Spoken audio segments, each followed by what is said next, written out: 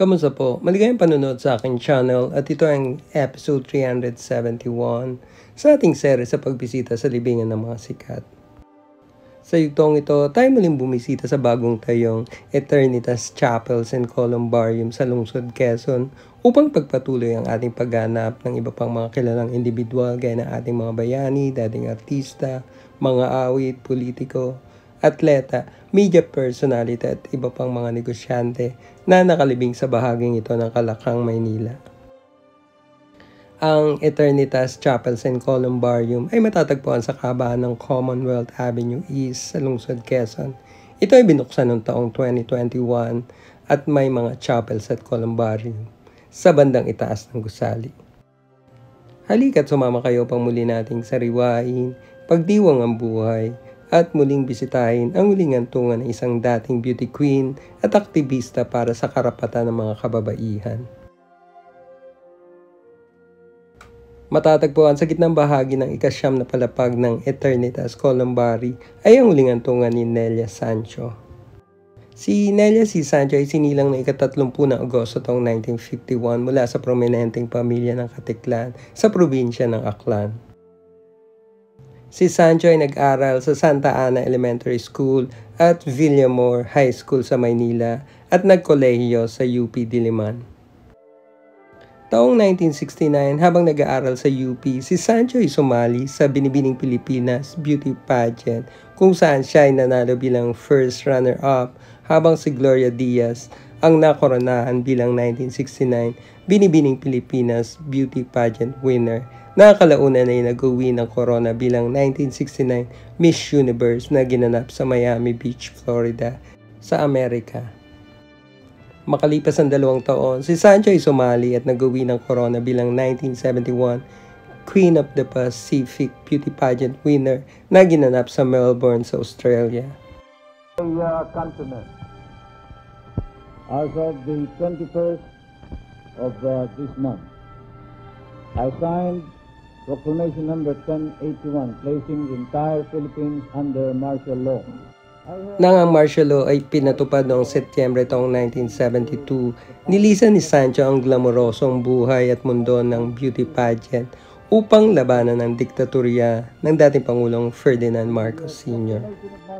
Taong 1976, si Sancho ay inaresto habang nasa Cagayan de Oro sa kasong subversion at nakulong ng 2.5 taon mula 1976 hanggang 1978 kasamang kanyang asawang si Antonio Liao na isa ring aktivista.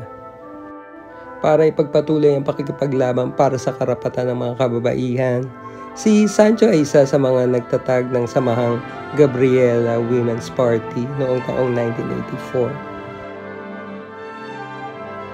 Matapos mapatalsik ang Administrasyong Marcos noong Pebrero taong 1986, si Sancho ay tumakbo para sa pagkasenador noong 1987 national election kung saan siya ay hindi pinalad at nakakuha lamang ng pang 58 pinakamataas na boto. Noong 1990s, pinangunahan ni Sancho at kanyang mga kasama ang advocacy para sa Filipina Comfort Women noong World War II. Ang gusto naming compensation ay yung manggagaling sa gobyerno ng Hapon. We are going to renew our campaign, Press for Legal Compensation from the Japanese government, by declaring that war is not over because survivors have not achieved justice. Ang kwento ng buhay ni Sancho ay tinanghal sa GMA7 drama anthology na Magpakailanman na pinalabas noong Marso taong 2003 at pinangunahan ni Mel Chanco bilang host at si Miriam Kiambao sa papel bilang si Sancho.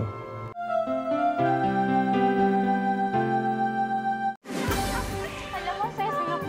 Oo, lalo na ako. Pinagpipray talaga kita. Akala mo hindi lang yan ha. Mauta kang Mamela ko, kaya sigurado ako yung Queen of the Pacific. Naku, iuwi niya yung trophy mula sa Australia. Anong lolo mo?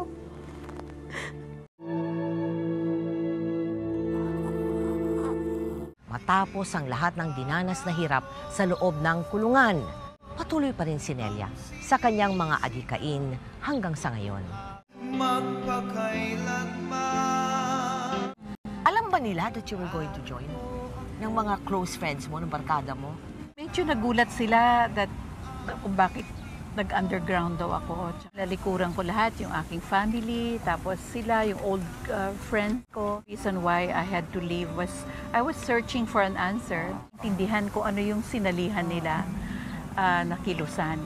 Sumali din ako. Pati may pagkakataong baguhin ang ilang mga pangyayari o yugto sa buhay mo. Ano yung gusto mo sanang baguhin? For what had happened to me, or the experiences that I have, I would say I have to be thankful also for those experiences, for my involvement in the movement and in the causes. I had that depth of understanding. I don't think I would recommend other women would go through the experience I went through. Si Sancho ay pumanaw sa kanyang pagtulog noong unang araw ng Setyembre taong 2022 dahil sa kanyang sakit na diabetes. Siya ay 71 taong gulang.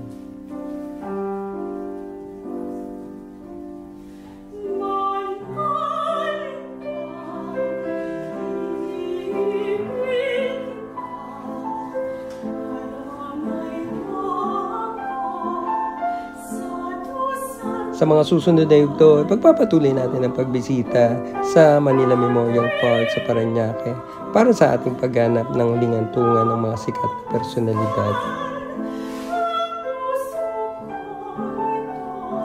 Abangan sa channel na ito at magpo-post din kami ng iba pang mga bagong video sa pagdalaw natin sa ilang sementeryo sa Batangas at sa Quezon City.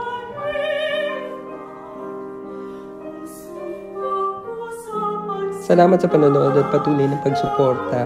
Maaari lamang na mag-subscribe kung gusto niyo ang channel nito. Pagkita-kita tayo sa ating susunod pang mga pagbisita sa mga namayapang sikat at iba pang personalidad.